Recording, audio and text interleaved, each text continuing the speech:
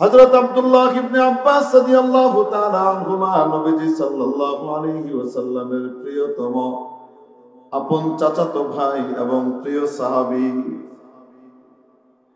নসিহত করতে গিয়ে বলেছিলেন, ইযা সাআলতা ফাসআলিল্লাহ ওয়া ইযা ইসতাআনতা ফাসতাইন বিল্লাহ। ইয়া গোলাম, বৎস, যদি কিছু চাইতে হয় তাহলে কার কাছে চাও? যদি সাহায্য চাইতে হয়, তুমি যদি সাহায্য চাও তাহলে কার কাছে চাও? যে কোনো আপদ বিপদ বালা মুসিবত থেকে মুক্তি দেওয়ার মালিক, যে কোনো আপদ বিপদ বালা মুসিবত থেকে মুক্তি দেওয়ার ক্ষমতা রাখেন একমাত্র কে? মেরে মুহতারাম দোস্ত, নামাজে যখন বান্দা পড়ে, বান্দি পড়ে ইয়াকা না'বুদু ওয়া ইয়াকা নাস্তাঈন, ইবাদত একমাত্র আপনারই করি, সাহায্য একমাত্র কার কাছে চাই? ইবাদত মানে গোলামি। ইবাদত মানে কি? আস্তে, আরো আস্তে। গোলামি একমাত্র কার করি, সাহায্য একমাত্র কার কাছে চাই? যখন বান্দা বলে, রব্বুল আলামিন গায়েব থেকে তাকে আওয়াজ দিয়ে বলেন। কান থাকলে শুনতে পায়, দিলের কান বন্ধ থাকলে শোনার ক্ষমতা হয় না। যাদেরকে মাবুদ কান দিয়েছেন তারা শুনতে পায়। মাবুদ সাথে সাথে উত্তর দেন, হাযা বাইনি ওয়া বাইনা আবদি, এটি আমি এবং আমার বান্দার মাঝখানে 50-50। আমার বান্দা আমাকে তার ইবাদত দিবে, আর আমি আমার বান্দাকে আমার সাহায্য দেব। সে দিবে ইবাদত, আমি দেব সাহায্য। বান্দা দিবে ইবাদত, আমি দিব। আরো আসতে। তাহলে গোলামি কার করতে হবে? খালেদা জিয়ার, জিয়াউর রহমানের, শেখ হাসিনার, শেখ সাহেবের, এরশাদ সাহেবের, বা বর্তমান প্রধান উপদেষ্টার, আরো যারা এসেছে বা আসতে পারে তাদের? একমাত্র কার? এদের যারই গোলামি করি না কেন, যারই নেমক হালালি করি না কেন, এক কাপ চাও খাওয়ানোর ক্ষমতা রাখে না মাওলার ইচ্ছা না হইলে। দুনিয়াতেই কাজে আসে না, আখিরাতে কোত্থেকে কাজে আসবে? দুনিয়াতে কাজে আসে কোন না কেন? দুনিয়াতে কাজে আসে? দুনিয়ায় কাজে আসে না, কিসের কবরে আর হাসরে আখিরাতে কাজে আসবে? এত বোকা আমরা হই কেন? কেউ এর পেছনে দৌড়ায়, কেউ ওর পেছনে দৌড়ায়, অথচ বুদ্ধিমান মানুষ, বুদ্ধিমতী নারী কারো পেছনে দৌড়াবে না, গোলামি করবে একমাত্র কার? মেরে মুহতারাম দোস্ত, আল্লাহ ছোট না বড়? যত বড় হয় তার কাছে দরখাস্তের সিস্টেম তত করা হয়। তার কাছ থেকে কোনো কিছু মঞ্জুর করানোর পন্থা অনেক শক্ত হয় কি হয় না? আরে আপনার এলাকার মেম্বার সাহেবের কাছ থেকে কোনো কিছু মঞ্জুর করাইতে কি লাগে? বেশি কিছু লাগে না। গ্রামের বাড়ির একজনকে সাথে করে নিয়ে গেলে, মেম্বার সাহেব এলাকার মানুষ, আপনি একটু কাজটা করে দেন। আচ্ছা ঠিক আছে, কালকে আসিস নি, বসলি বাড়া করে যেতে পারি। আরে কয় কি কয়? চেয়ারম্যান সাহেবের কাছে যাতে হলে, আর তুই আমার কাছে আসছিস কেন? এত বড় সাহস তো? আগে মেম্বার সাহেবের কাছে যা, সে আমাদের কবে যা কর। বুঝলেন? সিস্টেম একটু আরেকটু কি হলো, আরেকটু করা, তাই না? আচ্ছা, এমপি সাহেবের কাছ থেকে করাইতে গেলে নিয়ম কানুন কি সহজ না আরো করা? আচ্ছা, মন্ত্রী সাহেবের কাছ থেকে করাতে গেলে সহজ না আরো করা? আর প্রধানমন্ত্রীর কাছ থেকে করাতে গেলে, আর সে দরখাস্ত ওখানে পৌঁছানোর আগেই কত জায়গায় ডাস্টবিনে চলে যায়, ঠিক কিনা? কত কাঠখড় পুড়োয় তারপরে তার কাছে যাওয়া যায়। মানুষ যত বড় হয়, তার কাজ পর্যন্ত গিয়ে সাহায্য চাওয়ার নিয়ম কানুন তত কি হয়? কড়া হয়। সমস্ত রাজা বাদশাকে রাজত্ব দান করেন কে? সকল বিচারপতির বড় বিচারপতি কে? আহকামুল হাকিমিন রব্বুল আলামিনের দরবারে সাহায্য চাওয়ার জন্য তো নিয়ম কানুন অনেক কড়া হওয়া দরকার ছিল, কিন্তু মাবুদ রহমান এবং রহিম মহাদয়াবান, পরম করুণাময়। এজন্য মাওলা সহজ করে দিয়েছেন, কোনো কঠিন কিছু করেন নাই। বান্দা আমার কাছ থেকে সাহায্য নিতে চাও, দুটো আমল নিয়ে আসো। কয়টা? দুইটা আমল নিয়ে আসো, আমার কাছ থেকে সাহায্য নিয়ে যাও। ওয়াস্তাইনু বিস-সাবরি ওয়াস-সালাহ, সাহায্য চাও আমার কাছে সবর এবং সালাতের মাধ্যমে, নামাজ, সবর এবং সালাতের মাধ্যমে, ধৈর্য এবং নামাজের মাধ্যমে। কয়টা জিনিস? হুজুর সবর অনেক করে দেখছি, কাজ হয় না, ওই পিটন দেওয়া ছাড়া আর কোনো উপায় নেই। অনেক সবর করছি, কাজ টাজ হয় না, সাহায্য হয় না, তো আল্লাহর পক্ষ থেকে সাহায্য তো আসে না। টর্চ জ্বালানোর জন্য মনে করেন সিস্টেম রাখা হয়েছে দুইটা ব্যাটারির, একটা ব্যাটারি আছে আরেকটা নাই, টর্চ জ্বলবে। তো দেখা যায় সবর আছে তো সালাত নাই, সালাত আছে তো সবর নাই, ধৈর্য আছে তো নামাজ নাই, নামাজ আছে তো ধৈর্য নাই।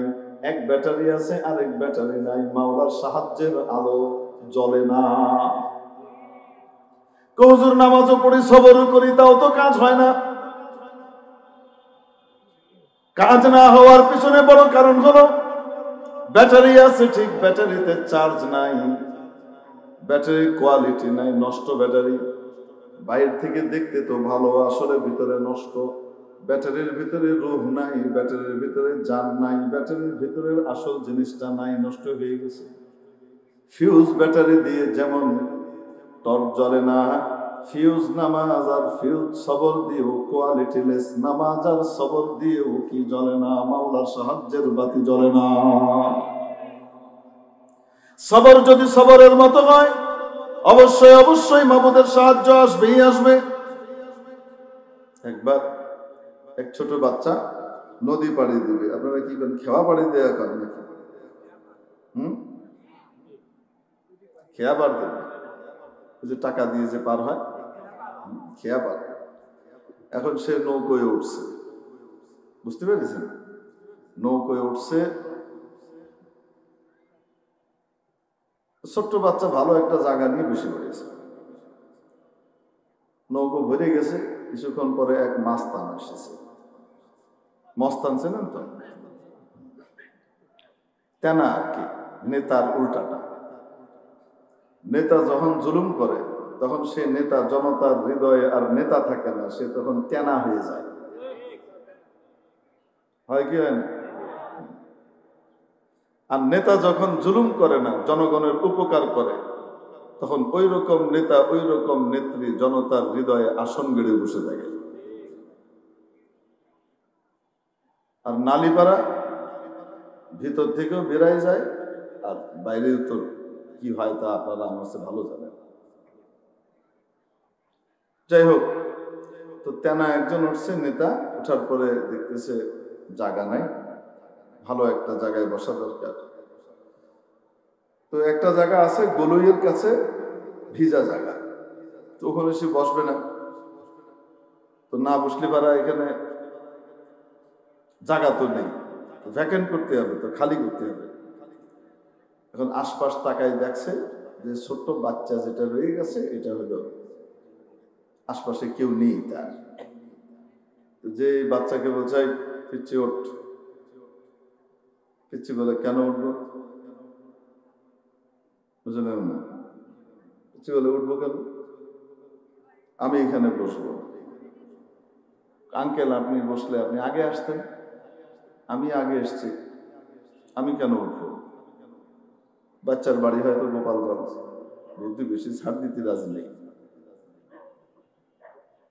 তো সে বলছে যে আমি কেন উঠবো? তোমারই উঠতে হবে, আমি কইছি তাই, আপনি কলি পাড়ায় আমি উঠবো না। আপনি বসতে হলে আপনি আগে আসতেন। তো নেতার বড় মেজাজ খারাপ হয়েছে, দিয়েছে এক চড়। এত জোরে চড় বেড়েছে, একদম আঙুলের দাগ বসে গেছে গালে, আর বাচ্চা ছিটকে দূরে গিয়ে পড়ছে। তো সবার মনের ভিতরে রক্তক্ষরণ হচ্ছে, এই বাচ্চাটাকে মারলো, কিন্তু কেউ টু শব্দ করে না। কেন? টু শব্দ করলে তো তারও মাইর দিবে না। তো এই অবস্থা দেখে এই যে জালেম আছে নেতা, তো এই নেতা মনে করতেছে এই নৌকার জনতা যা আছে সব আমারই, নৌকার জনগণ সব আমার, অতএব আমার কাজে তাদের সবার সমর্থন আছে। যাই হোক, কেউ কিছু বলেনি, বাচ্চা উঠে চলে গেছে, আর এখানে নেতাজি বসেছেন। নৌকা পার হওয়া শুরু হয়েছে।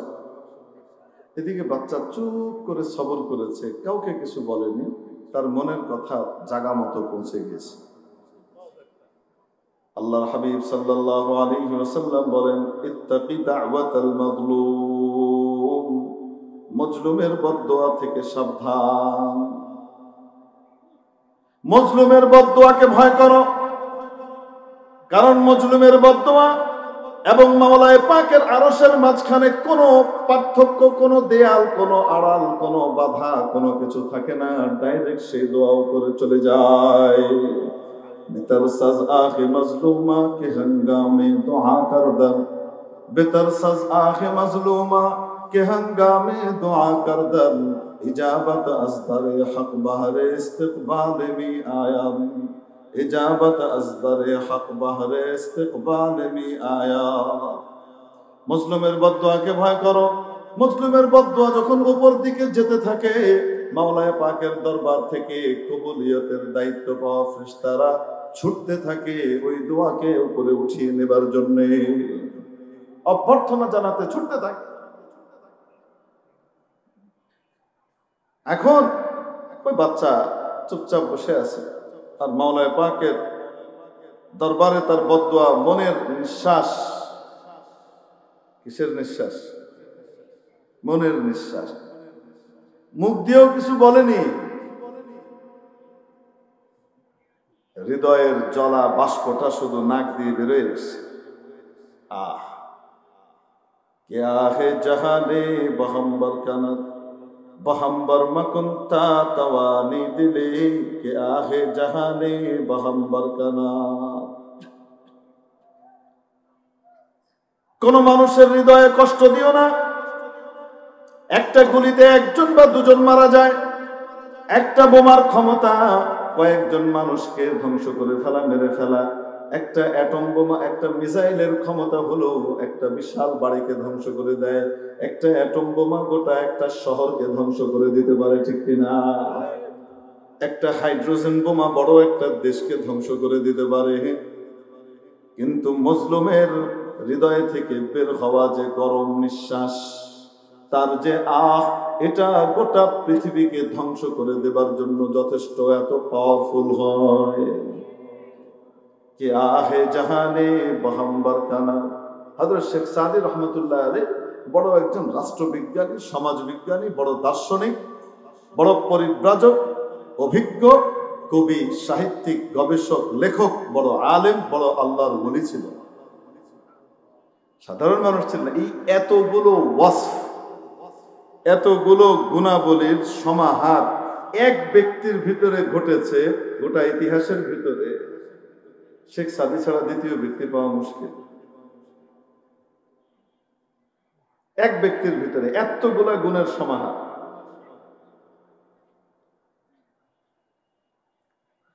শুধু বড় লেখক ছিলেন, বড় কবি ছিলেন তা না, আলেমও ছিলেন, জাহেদও ছিলেন, বড় ওলি আর বুজুর্গও ছিলেন। শেখের সোহবতে 30 বছর সময় কাটিয়েছেন। কত বছর? কয় বছর সময়? 30 বছর সময় শেখের সোহবতে কাটিয়েছেন আল্লাহওয়ালা হওয়ার জন্য, নিজের দিলকে সাফ করার জন্য, নিজে মানুষ হওয়ার জন্য। আজকেও মাশাআল্লাহ মুরিদ হয়। মুরিদ হওয়ার আগেই মুরিদরা তালাশ করে টেলিস্কোপ এবং মাইক্রোস্কোপ দুটো দিয়ে যে কোন পীর ইমার্জেন্সি খেলাফত দেয়, মুরিদ হওয়ার পরপরই দ্রুত খেলাফত দিয়ে দিবে। অর্থাৎ ওইরকম পীর খুঁজে তারপরে বায়াত হয়। যেই পীর কড়াকড়ি করে, টাইট করে, ঘষা মাজা বেশি দেয়, খেলাফত সহজে দেয় না, ওই পীরের কাছে যাতে চায়। অবাস্তব না বাস্তব? ইসলাম দরকার নাই, পীর হওয়া দরকার। কি হওয়া দরকার? পীর হওয়া দরকার, ইসলাম দরকার নাই। শেখ সাদী কত বছর কাটিয়েছেন? 30 বছর, তাও কার কাছে? ফিকহের ভিতরে যেমন 4 ইমাম আছে, 4 মাযহাব আছে, আকীদার ভিতরে যেমন 2 ইমাম আছেন, 2 মাযহাব আছে, এমনি ভাবে তাসাউফের ভিতরে 4 ইমাম আছেন, 4 তরিকা আছে। তার ভিতরে এক তরিকা হলো তরিকায়ে সুহারওয়ার্দিয়া। হযরত শেখ শিহাবুদ্দিন সুহারওয়ার্দী রাহমাতুল্লাহি আলাইহি তরিকায়ে সুহারওয়ার্দিয়ার জনক প্রতিকৃত। উনার কাছে 30 বছর সময় কাটিয়েছেন। 30 বছর পরে শেখ সাদিকে অনুমতি দিয়েছেন, ইজাজত দিয়েছেন। কোথায় দিয়েছেন সেই ঘটনাও উনি বর্ণনা করেন। বররোয়ে আব, তখন আমরা নৌকায় ছিলাম, পানির উপরে ছিলাম, নৌকায় ছিলাম। তখন আমাকে খেলাফত দেন এবং দেওয়ার সময় আখেরি নসিহত 2টো করে দেন। বললেন, সাদি, এত বছরে যা কিছু অর্জন করেছো, যদি এই 2টো গুণ ধরে রাখতে পারো তাহলে সবকিছু ধরে রাখতে পারবা।